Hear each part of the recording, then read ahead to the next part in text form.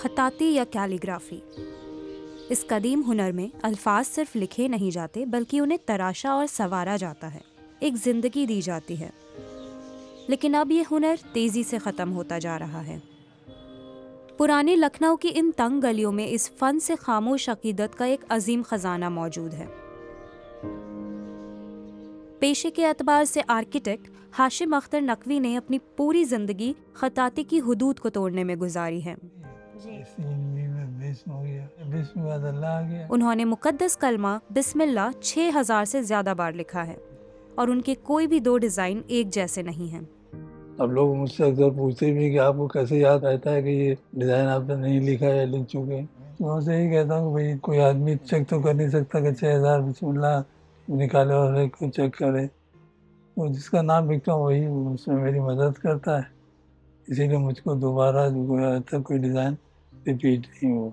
جیسے یہ بسم ہے، یہ اللہ ہے، یا الرحمن یا الرحیم، یہ بسم ہے، یہ اللہ یا الرحمن الرحیم۔ بہت ہی مختلف طریقے سے لکھا ہے، کیونکہ عربک پڑھنا میں بھی جانتی ہوں لیکن اتنا ڈفرینٹ طریقہ مجھے بھی نہیں آتا سمجھ میں۔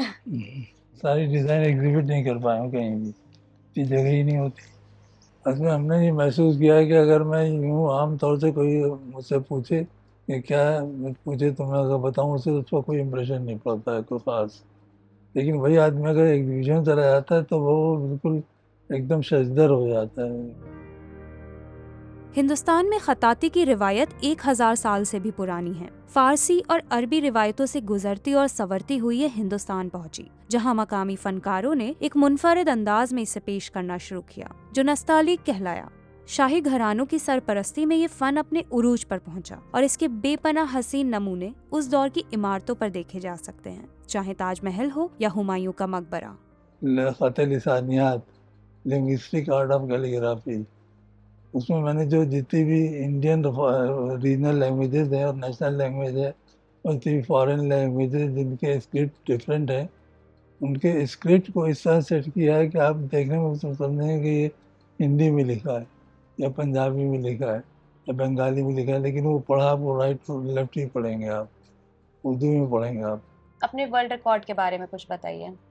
ورلڈ ریکارڈ تو میں نے جب لکھا ہے تو میں نے اس سے انہوں نے کنٹیکٹ کیا مجھ سے لمکا والوں نے، تو میں نے ان کو بتائی ڈیٹیل، تو پھر انہوں نے مجھ سے ڈیزائن منگوائے، تو وہ میں نے بائی پوسٹ بھیجے تھے انہیں۔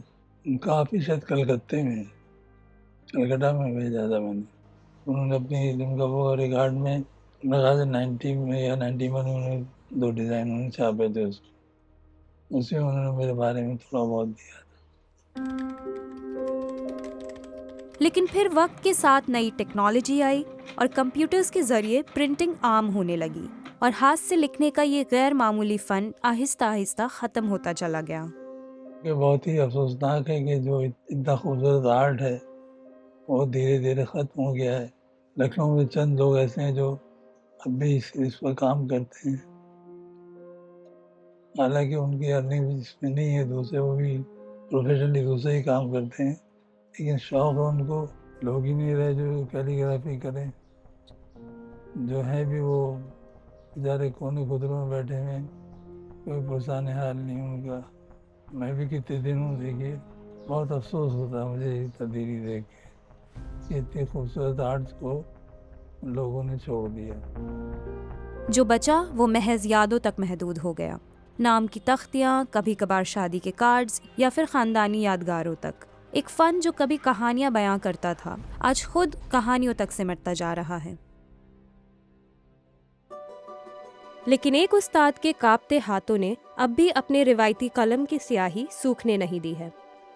ایک ایسی دنیا میں جو رفتار کا مطالبہ کرتی ہے، انہوں نے حروف کے خط و خال کو بڑی خوبصورتی کے ساتھ سنبھال کر رکھا ہے۔ وہی 85-86 میں جو میں نے پہلا لکھا ہے، اس وقت میرے پاس زیادہ مٹیریل بھی نہیں تھا لکھنے کا، نہ بہت قلم تھے، نہ بہت برشز تھے، نہ قلم تھے، نہ پیپر تھے۔ پیپر بھی میں نے ادھر ادھر سے ارینج کیے، کاپیوں سے پھاڑ پھاڑ کے ان پر لکھا۔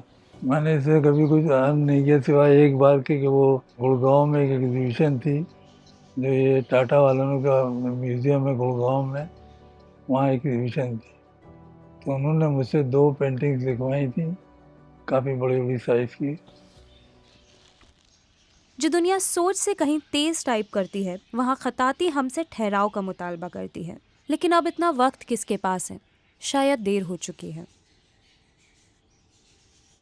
جو فن ہاتھ میں ہے، ان ہاتھوں نے بھی کمپیوٹر بنایا ہے، تو جو فن ہاتھ کا اس سے بہتر تو نہیں ہو سکتا.